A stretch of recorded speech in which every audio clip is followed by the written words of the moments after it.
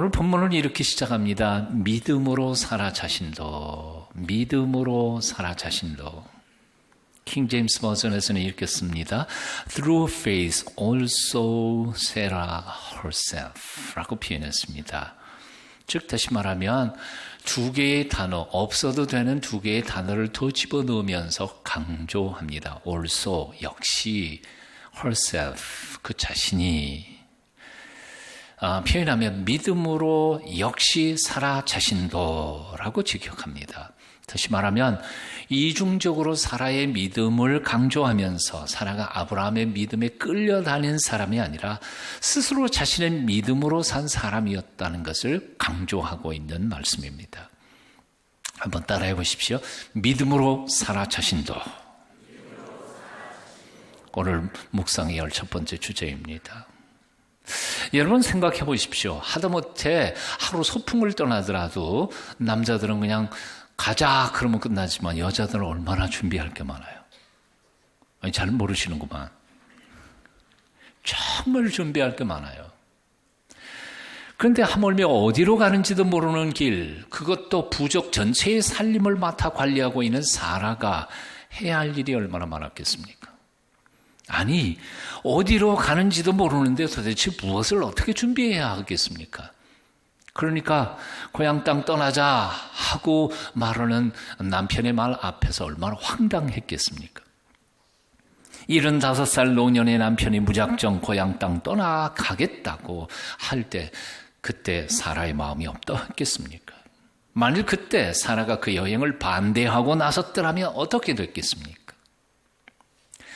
오늘날 남편이 하나밖에 없는 외동 아들 이삭을 번제로 죽여 바치겠다고 모리아 산으로 데리고 갑니다. 그때 사라의 마음이 어떠했겠습니까? 아니 그 생떼 같은 자식을 어떻게 죽여 바친단 말이요. 이삭 못 데려가고 데려가려면 나 먼저 죽이고 데려가시오 했더라면 어떻게 됐겠습니까? 그런데 성경을 아무리 살펴봐도 사라가 아브라함에게 항의하는 흔적은 단 한 군데도 찾아볼 수가 없습니다. 사라는 조용히 남편이 하자는 대로 순종하며 그 뒤를 따라갔다는 것입니다. 자, 그렇다면 질문이 있습니다. 사라가 성격이 본래 온순하고 순종적이어서 그렇다. 맞다, 틀리다? 대답 좀 해보세요. 그래요? 아니요. 사라도 한 성깔 하는 여자였습니다. 몸종 하갈이 임신했다고 자기 여주인을 업신여길 때 어떻게 했어요?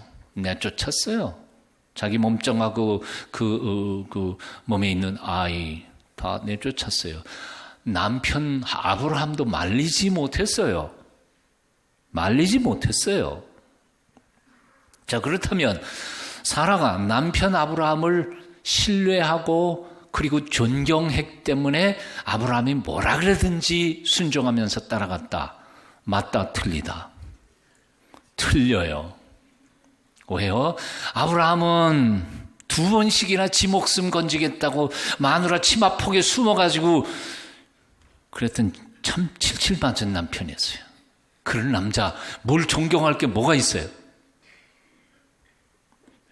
그런데 어떻게 사라는 그렇게 단 한마디 항의도 대꾸도 없이 조용히 순종하면서 남편의 뒤를 쫓아갈 수 있었겠습니까?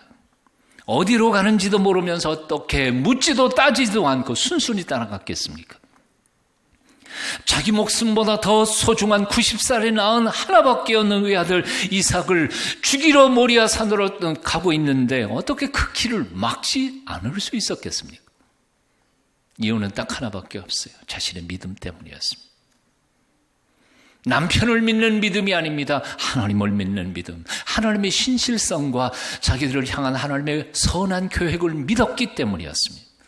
그 믿음으로 남편 곁에 서서 칠칠맞은 남자지만 그 남편을 돕고 격려하며 그 길을 끝까지 달려간 것이었습니다. 만일 사라 자신이 이런 믿음이 없었더라면, 만일 사라가 자신의 믿음으로 남편 아브라함을 돕는 배필이 되어주지 못했더라면, 아니 사사건건이 남편이 가는 믿음의 길을 반대하고 나섰더라면 과연 아브라함이 믿음의 조상이 될 수 있었을까? 분명히 불가능했을 것입니다. 그러므로 아브라함의 믿음만이 위대한 것이 아니었습니다. 사라의 믿음도 위대한 것이었습니다. 아브라함만이 믿음의 조상이 된 것이 아니었습니다. 사라도 열국의 어미가 된 것이었습니다. 세상에는 아내의 반대로 자기 계획했던 일들을 포기한 남편들이 한둘이 아닙니다. 세상에는 아내의 연약함 때문에 본래의 꿈을 펼치지 못한 남자들도 참 많이 있습니다. 하지만 솔직히 생각하건대 어느 누가 세상에서 자기 남편이나 아내의 평생을 일부러 망치고 싶었겠습니까? 왜 망칩니까? 이유는 간단해요. 내가 약해졌으니까요. 내가 믿음이 없으니까요. 내가 약하면요, 배우자의 도움이 되는 게 아니라 배우자의 짐이 되어버립니다. 걸리적거리는 방해가 될 뿐입니다. 내가 잘 아는 아주 신실한 집사님, 안수 집사님 한 분 계셨습니다. 예수 그리스도를 만나고 난 후에 정말 자기 평생에 하나님의 영광을 위하여 자신의 삶을 온전히 드리고 싶었습니다. 신학교에 가서 선교사로 파송되기를 원했습니다. 하지만 아내가 반대해서 결국은 평생 그 길을 못 갑니다. 아내 반대 때문에 그저 신학을 배우고 싶은 생각이 있어서 야간 학교 가서 야간 공부를 하고 실력이 대단한 분입니다. 3개국어를 아주 능통하게 얘기하고 머리가 비상했던 귀한 일꾼이셨습니다. 마음의 열정이 있었던 분입니다. 결국은 못 갔어요. 왜요? 아내의 반대 때문에. 돕는 배필이 되기를 원하십니까? 사랑하는 사람에게 큰 도움이요 버팀목이 되기를 원하십니까? 그렇다면 먼저 자신의 믿음부터 돌아보십시오. 자신의 건강부터 살펴보십시오. 내 몸이 약해지면요, 남편, 아내 도울 수가 없어요. 짐이 될 뿐이에요. 오래전에 저희 아내는 몸이 아주 약했습니다.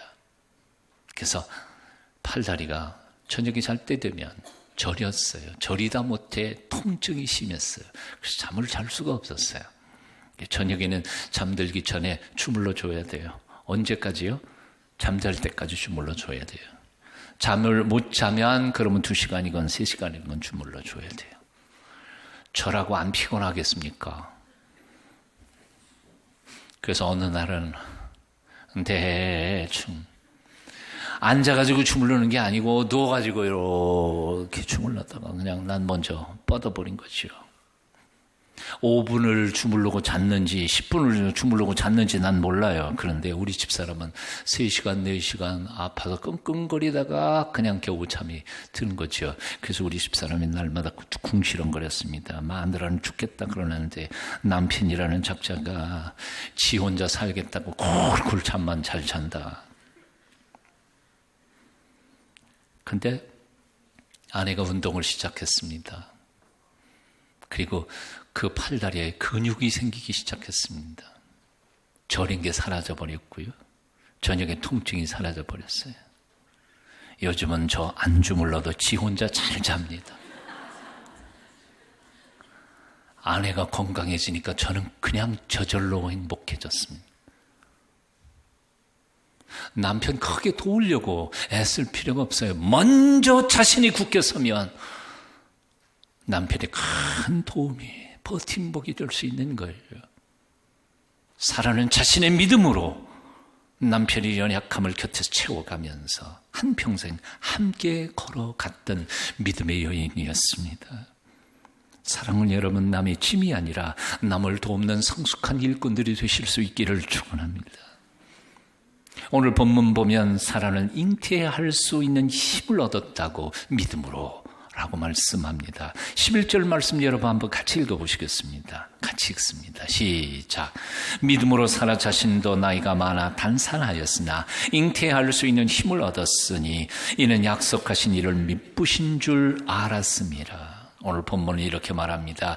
잉태할 수 있는 힘을 얻었으니 무엇으로? 믿음으로 잉태할 수 있는 힘을 얻었으니. 믿음은 힘입니다. 믿음은 능력이요 파워입니다. 로마서 1장 16절은 이렇게 말씀합니다. 내가 복음을 부끄러워하지 아니하노니 이 복음은 모든 믿는 자들에게 주시는 하나님의 능력이 됩니다. 하나님의 능력이라는 이 말에서 능력이라는 헬라어는 두나미스라고 말합니다. 오늘 본문에서 잉태할 수 있는 힘, 그것도 헬라 원전에서는 똑같은 단어로 바로 두나미스입니다.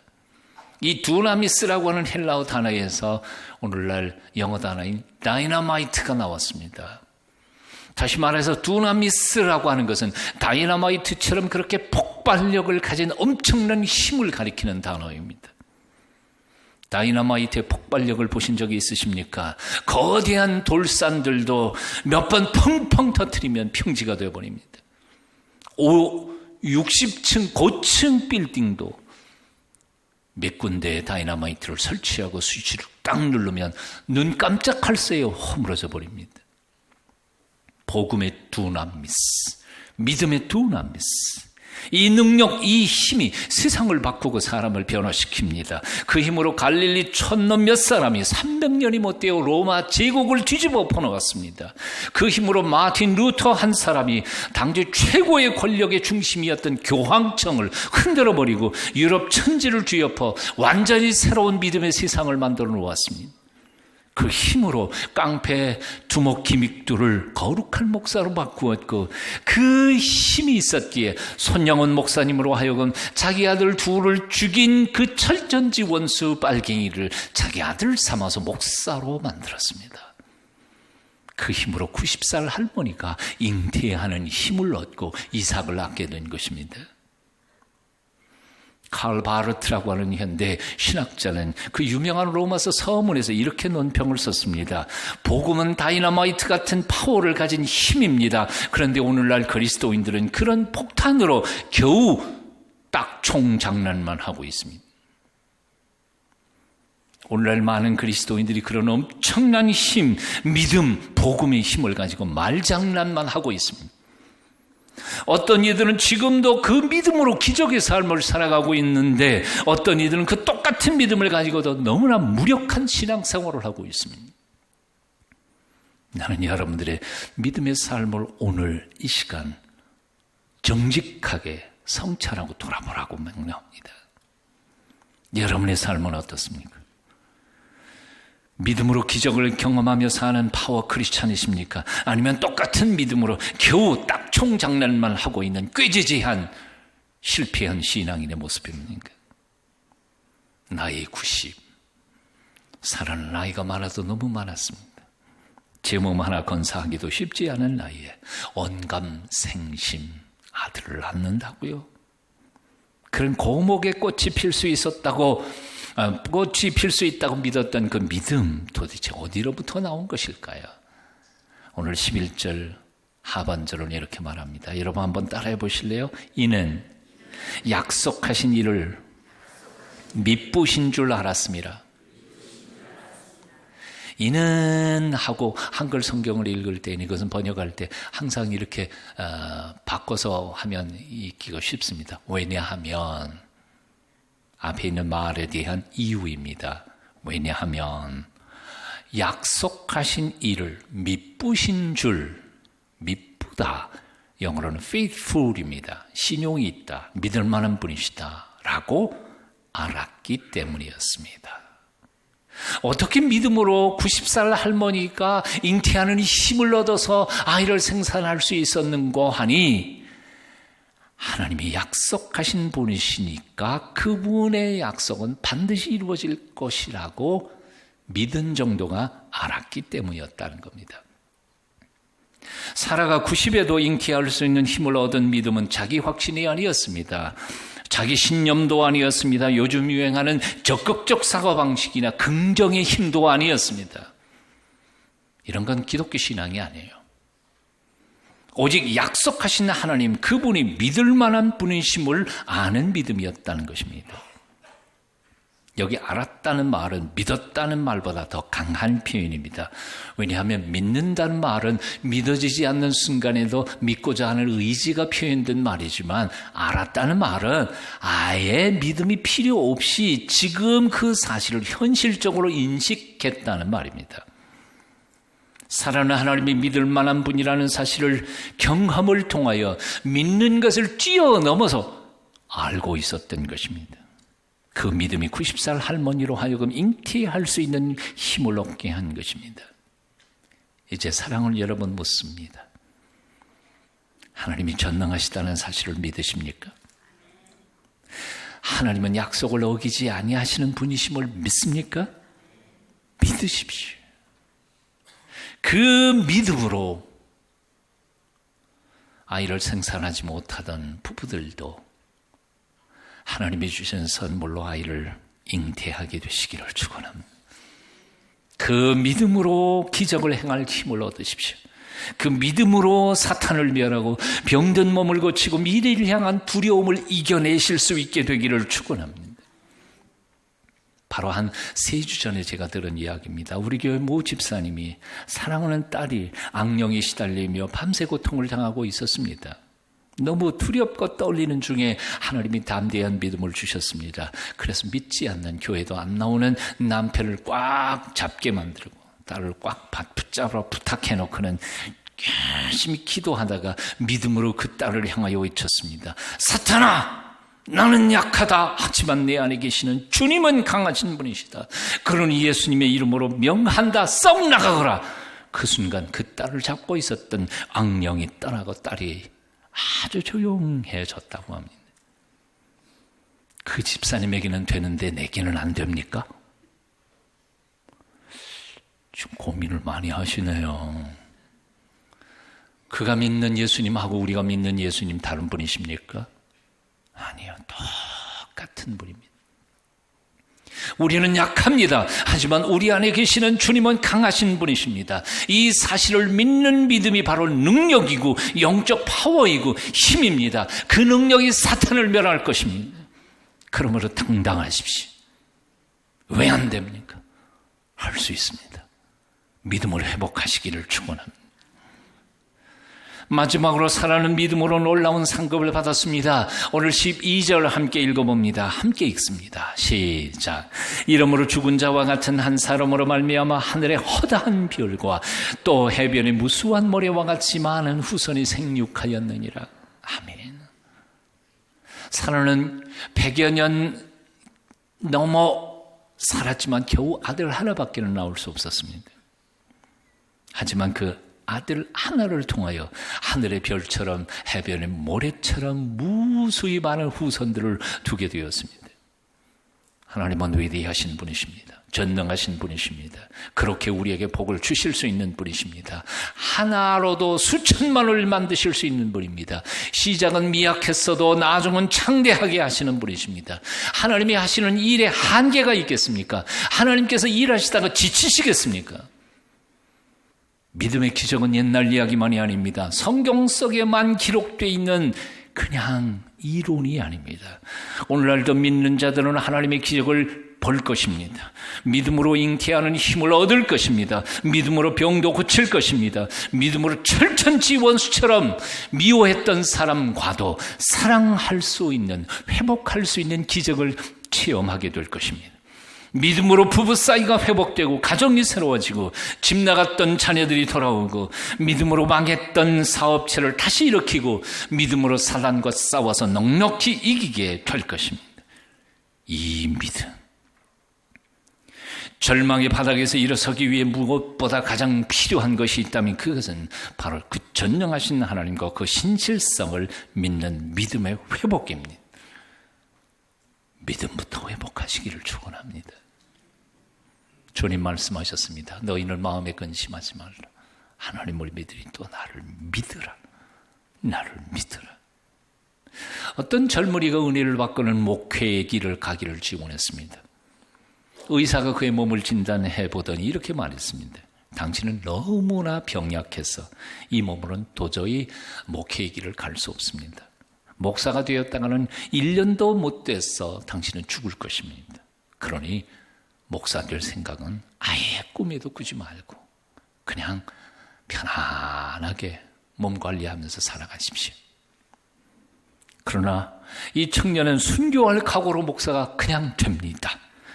그리고 하나님이 허락하시는 날까지 1년이 됐든 6개월이 됐든 하나님이 이를 감당하다가 죽겠다는 각오로 목사가 되어 복음 전파와 가난하고 불쌍한 이웃들을 구제하는 일에 온몸을 바칩니다.